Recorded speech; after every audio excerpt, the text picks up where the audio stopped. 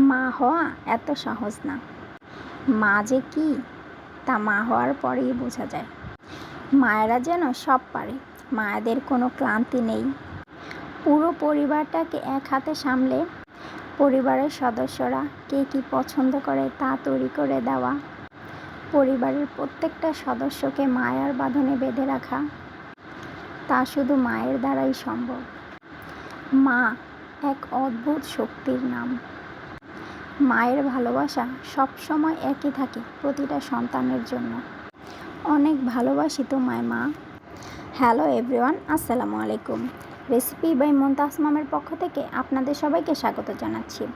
আজকে আপনাদেরকে চুলায় তৈরি করে দেখাবো কোনো ধরনের ঝামেলা ছাড়া চিকেন বারবিকিউ। আশা করছি আপনাদের ভালো লাগবে।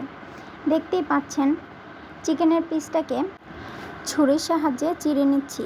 ভালোভাবে চিড়ে নিতে হবে যাতে মশলা চিকেনটাতে ভালোভাবে ঢুকে। আমি দুই পাশ থেকেই চিকেনটাকে ভালোভাবে চিড়ে নিয়েছি। এভাবে করে সবগুলো চিকেনকেই দুপাশ থেকে চিড়ে নিয়েছি। আজকে আমি রাঁধুনি বারবিকিউ রেডিমিক্স মশলা দিয়ে চিকেন বারবিকিউটা তৈরি করব। এখানে দিয়ে দিচ্ছি রাঁধুনি বারবিকিউ মশলা। এখানে অর্ধেক পরিমাণ দিয়েছি। এখন দিয়ে দিচ্ছি টক দই, সয়া সস,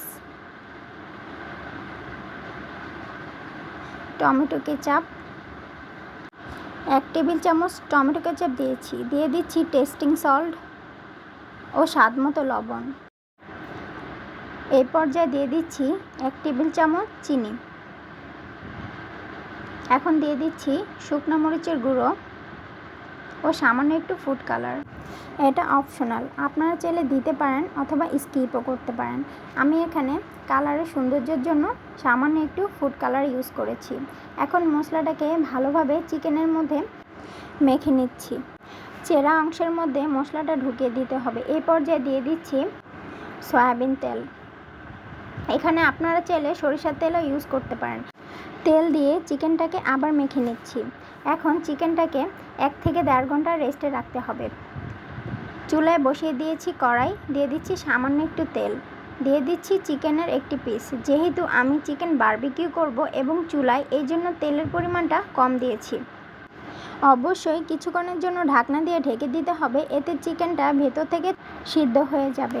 দেখতেই পাচ্ছেন এক পাশ হয়ে গেছে, উল্টে দিয়েছি। এখন চিকেনটাকে পরিবেশন করে দিয়েছি। দেখুন কতটা লোভনীয় হয়েছে। চিকেন বারবিকিউ কোনো ধরনের ঝামেলা ছাড়া এভাবেই বাসায় তৈরি করে ফেলতে পারেন। চিকেন বারবিকিউটা আপনারা চাইলে নান, পরোটা কিংবা নুডলসের সাথেও পরিবেশন করতে পারেন। আমি নুডলসের সাথে পরিবেশন করেছি। ধন্যবাদ সবাইকে।